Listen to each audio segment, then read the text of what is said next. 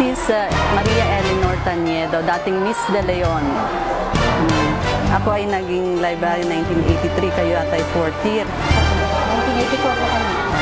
4th year. Meron po ba kayong iba pang kakilala? Lalong-lalo na dun sa... Si Gerard, si Yvonne, pinsan ko. Ay, pinsan niyo po ba? Oo, si Yvonne, tapos ay si Gerard, yung dito sa yung may-ari ng, si Billy, saka sino bang batch ni Yvonne? Nalimutan ko na yung iba. Ano po, sila Helen, Sonia. Siguro hindi ko na masyadong Helen Navarento. Yung maliit, si mga... Amina Ramos. Yun. Amina Ramos na tatandaan ko. Sa mga lalaki, ay di yung kumakanta nga at gawa nga may ginawa. Favorite niyo po yun? Ay kasi nga may ginagalit nga ako doon. Ako'y napahiya doon sa mga... Yung nakapaskil ba doon sa issuance ko ng letter. Tanda mo, idinikit nila, sinama niya yung mga pangalan ng saugkat. Ay hindi ko naman alam, kala ko totoo kasi bago ako noon. Akala ko totoo yung inilagay niya doon. Ay may nagsabi sa akin isa sa kaklase niyo na hindi daw pala totoo yun kasi hindi pa nare-release. Ah, so yun pala po. Yung hinahanap naming sagot. Hanggang ngayon. Kaya hindi ko sila pinapansin noon yung kayo nag-graduate na yung mga lalaki niyo. Kasi nga ako nakalagay doon, akala ko naman totoo. Ay kinukuha sa akin ng mga bata. Hindi ko lang alam kung sino mga nakalista doon. Basta ipinaskill nila yung mga parang nagkuha ng upkat na parang nakapasa daw.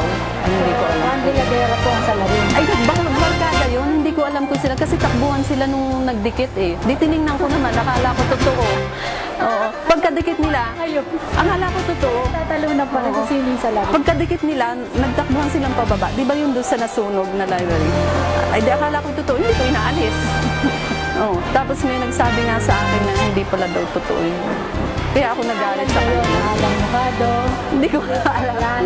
Kaya ako kilala si Randy kasi siya kumakanta, nakikita ko sa stage. Pero kung hindi siya kumakanta doon, hindi ko rin siya mapapansin. So yun yung mga talagang nakilala. Salamat po sa pagbibigay niyo. Pero ma'am, bago po ang lahat, message niyo na lang po sa amin. Kasi 25th reunion na po namin. Ang kilala ko kasi dyan, si Gerard, kasi kaibigan ko ng kapatid ko.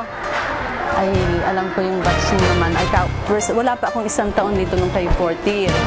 Ay sana, sa tagal ko na dito, lampas na ako ng 25, ay hingi ako ng tulong dito sa library kasi kalilipat lang namin nitong July 2. Oo, nag-iba. Ay gusto ko bago ako mag-retire ay makompleto. Ano ba kailangan ko? Ay di, sa taas napakainit kasi dalawang bubong ang naganon eh. Ay di, gusto ko sanang mapa-aircon kahit yung itaas, kahit ito matagalan na. Tapos, ito pang wala pang tiles, di ako hihingi rin sa ibang batch kung pwede. At least bago ako mag-retire, kompleto ang library.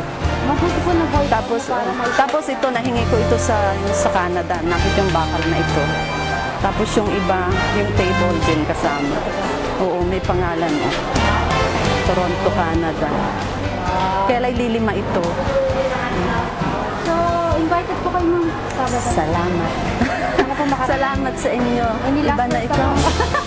Last word ko po ma'am. Kasi kayo po ang pinakamaganda namin. Matanda na nga. Late na nga nag-asawa. Humabol pa. Tanong mo kay Ibo. Tawan-tawa si Ibo nung mag-asawa ko. So, thank you very much ma'am. Oh, sige. Thank you din.